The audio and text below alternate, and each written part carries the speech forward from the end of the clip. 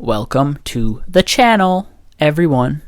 Today we are going to talk about Hitler, the end of World War II,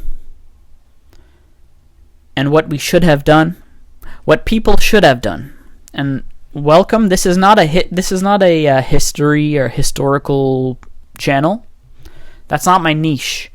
My niche is nothing. I just like to talk about ideas that I have, and if people want to listen, that's fine. What I'm trying to do with this channel is take things back to old school YouTube. If you're unfamiliar with what that is, old school YouTube is just a guy talking about what's in his heart of hearts. Old school YouTube is not about I'm gonna make the video with the most clickbaity title and make things as monetizable as I possibly can. It's not about that. What I'm trying to do here is just take things back to just for the love of the game, for fun, okay? And this is why I can do it, is because I don't really have a core viewership that's going to stop watching based on certain things I say, or, this is not like a TV show that I have to make a video every single week or day even. There's like full months that'll go by without me posting anything, which is fun for me because then I can just post something years later and and it just appears on people's feeds, which is funny to me. But today I want to talk about World War II, specifically the turning point or the end. April 30, 1945, the H-Dog, he ended things with a cyanide capsule after we have all seen the many years of Holocaust history movies. Okay? We all know this. So now, April 30, the H-Dog decides to take the coward's way out after a while of losing his mind in the bunker. He decides to end it. Now, my point here, or like my thought here, why I want to, basically the whole point of this video, I think that the way this was handled initially, and also now, and I'll get to why now. I think the reason why, I think the way this was handled initially, like by the Russians, was not brutal and swift enough. The way it ended was so anticlimactic. It felt like, even when you read about it now and in movie depictions, it's so anticlimactic that it's almost disappointing, because it's like the end of World War II has a feeling of like, you ever set off like a firework during 4th of July or Canada Day, whatever, and the economy's bad, so nobody can afford the good fireworks anymore. So you set off these like budget fireworks, right? And then sometimes some of them will just like the fuse will be lit and it'll go down a bit, but it doesn't, like, sometimes some of them are so cheaply built that it it won't explode properly. It'll just be like it's like nothing. That's Hitler's death. Hitler's death had that same feel. It was a firework that didn't go off, because the way it should have been handled, and this might be a little violent and this might be a little graphic, so if you're not into that, I would not watch the rest of this. But I think what the Russians should have done, this is the message that should have been sent out for the world. Yes, we did not see the body. And also, I will say this too. Similarly, The capture of Osama bin Laden, very anticlimactic, and has shades of what I'm getting into here, and what should have been done by the U.S. Military. I don't know, whoever was in charge. We needed to see a body. Now I understand that he's under a pile of rubble, and he took the coward's way out, and that's why he chose to do it, because you're not gonna get his body, whatever. But what should have happened, the message that could have shaped fabric and time down to the modern day Nazis of today, and I'm going to get into what I mean by today as well, is they should have found a body. Like, the Russians should have just found a German dead soldier body, draw a mustache, like a little mini Hitler mustache on him, make his hairstyle look Hitlery, do whatever you got to do, and just make it look vaguely like Hitler, okay? Set up a pole in the middle of the town square, and then put that dead body, the dead German body, fashion his rectum around the pole, and then just like shove it so that he's just like, like his body is the first thing you see in the town square. Invite all the newspaper photographers, the wartime photographers. Make sure this image is the defining image of World War II, instead of the collective imagination. What we have now is the movie Downfall, where it's just like Hitler was in the bunker and he took a cyanide capsule and just a pile of rubble. That's the image that we have, instead of what I just said to you. That is, I know it's disgusting, but think about it. Think about the guy that I said that we have to do that to. I'm not saying that we're doing it to Santa Claus.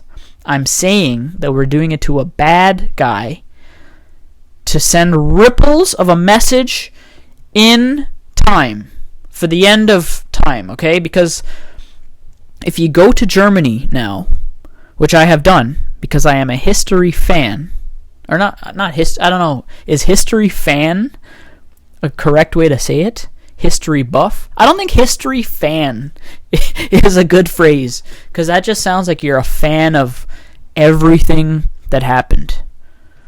Are you a fan of history? Are you a fan of slavery? Are you a fan of 9/11? Hey, everyone, get a load of this guy. Get a load of this guy. This guy's history's #1 fan. He always has front row tickets from Ticketmaster to the 9/11 show every year because he's history's biggest fan. Okay, no. I guess you could say a fan of learning about history. That would make sense, right? So because I am a fan of learning about history, I have I took the trip. I went to Germany to see what is the area that Hitler died in. Like, what does it look like? Like, what did the Germans do now, in the modern day? I understand you can't put a body on a pole and have it erected for everybody to see. Like, we can't do that. There's a lot of laws involved that would probably prohibit that kind of thing.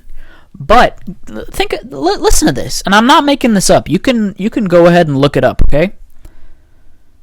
The spot that Hitler died in is now a parking lot.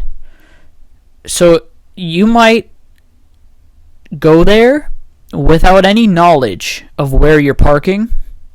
It's like the Germans were so deeply ashamed of what happened there that you have to like search for it online just so you know where to go even. But what should have happened is, if you can't do the pole thing with the dead body, I get it.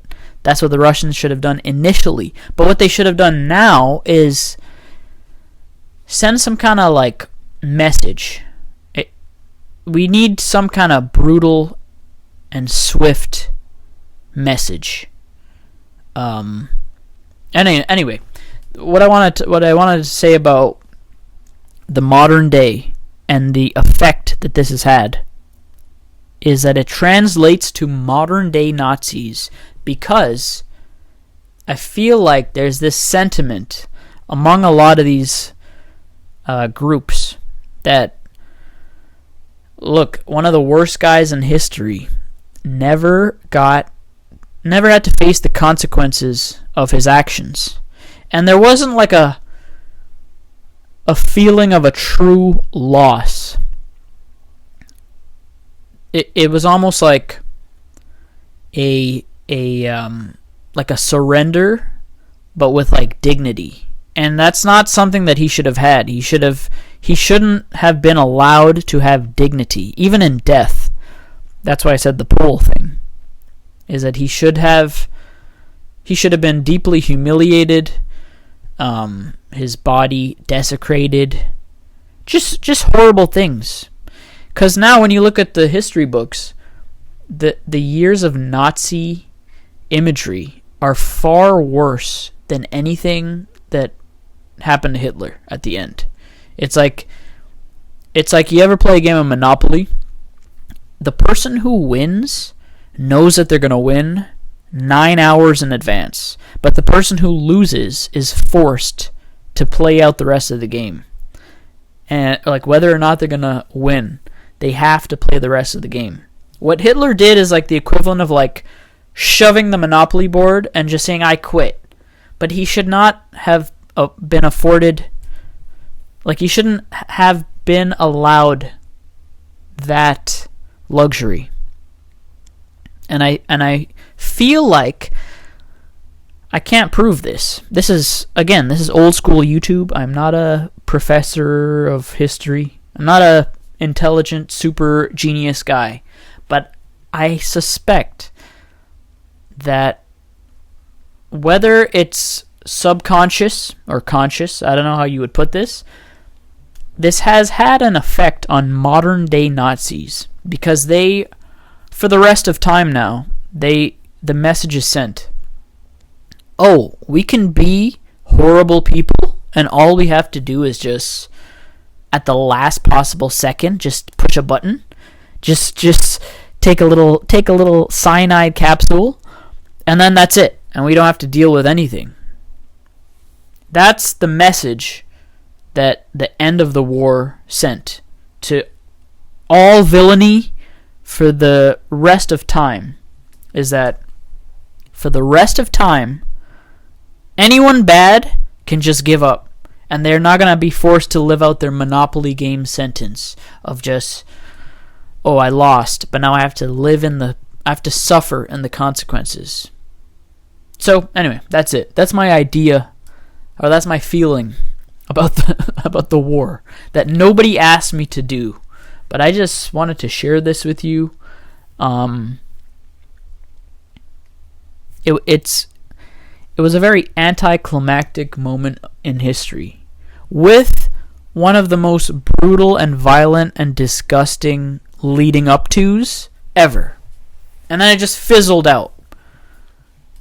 And human beings, I don't think we have handled it correctly. But you know what? On the bright side, what I will say is this. I do think Germany, if they wanted to make a difference in the world, I guess it's too late for that. They could change the parking lot thing and just put mad signage up. Just put crazy signage up. You know, here lies the biggest dirtbag, scumbag from our nation.